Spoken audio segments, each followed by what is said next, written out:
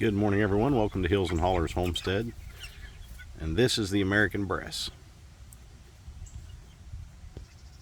Very distinctive blue legs. So these are the 13 that we ordered. We've had for a little over a month now. And we got, I think, a couple different age groups here, because some are smaller than the others. And I think we ended up with like 1 or 2 day old chicks, and the rest of them were already a week or more old. But they are, and it's humid out here today. That's why I have the back of this chicken tractor closed off to kind of give them some shade and stuff like that. But they were ready to come out. They are chilling out. They've got plenty of water. I'm giving them chick starter grower, and I also added some of the broiler mix that we have left over because it's really packed with nutrients and stuff. They're just a calm little breed. I don't know exactly how many roosters I have yet. I think I said 1, 2, 3, 4. Definitely 4 roosters, maybe more, because they're different ages, as you can tell. So, and they are in the shade, if you can't see. Now, yes, I have a chicken tractor in my front yard with electric netting around it, and I don't care. We're not looking for curb appeal here. These are they were definitely time to come out of the brooder and get out here in the grass. So there's nice little blue legs. Pretty cool, huh? So time to get out here on the grass. We moved them last night because for whatever reason you're supposed to move birds at night, the chickens, when you change them from location to location. They say it's best to do it at night. Now they will stay in the tractor here for a couple weeks before I let them out. Even though I do have the net around the run and stuff like that, I still want them to be out here and kind of get acclimated to the environment and everything before we let them out.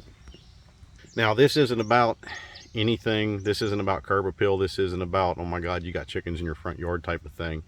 This is about the first step in self-sufficiency and self-reliance. This is the first step that we have taken now to be able to raise and breed our own chickens for both eggs and meat. So the Delaware broilers, yesterday was hatch day. They're coming from Murray McMurray Hatchery, which is in Ohio, or Iowa, not Ohio. And they'll probably be here, if not today, tomorrow. And I'll have to run to the post office and get them. So that's why I had to get these guys out of the brooder and out here, because I needed to make space in the brooder to get the Delaware broilers in. Now, as the Delaware broilers come to age where I can get them out here, these birds will transition over to the coop and the run, and the Delaware broilers will come out here. Now, I'm not going to move this tractor every day like I did with the meat birds, because they're going to get used to this. I'm going to move them a couple times over the next couple weeks. Once the area here in the grass where they're at gets littered, I'll move them forward. But as far as an everyday mover, no, they're not going to. That's not the whole idea behind this. So I did take some extra plywood that I had, just bits and pieces plywood that I had laying around. OSB is actually what it is, and it's hodgepodge, and I just kind of closed in this corner here to kind of get them out. They've got plenty of airflow through here. They've still got the white tarp and everything to protect them from the elements, but this just gives them that little area out of the wind and out of the direct sun that gives them that break from that and everything as they become acclimated to the environment. So they're a cool little bird. They just as calm as can be. They seem to be in their environment here. They seem to be adjusting pretty well to it. They're hanging around the water. And I have to go today and get new buckets, a couple new buckets for the bell water. Now this is the feeding trough I have hung up here. It's up towards the top there. I'm not going to use it for these birds. I just got it up out of the way. The blue buckets that I had that we'd bought at Walmart and had as hanging as the water source for the bell waters, they broke. I've got Tractor Supply buckets out, or Rural King buckets that have lasted for 2.5 years now, and these broke. So we'll not be getting any more buckets at Walmart for this. So I'm going to run Tractor Supply and get a couple more buckets today so I can replace the water bucket for the bell watering system, because I will put that in here soon. They are very calm, very collected, as you can see. Just a good, so far, little breed. I kind of worry about the way that they're walking. They walk a little funny, and they do have exceptionally large feet for such little chicks. Like their toes are very long, and I think that might be part of it. I don't see any signs of any other like nutritional deficiencies or anything, because as you can see, they're growing fine.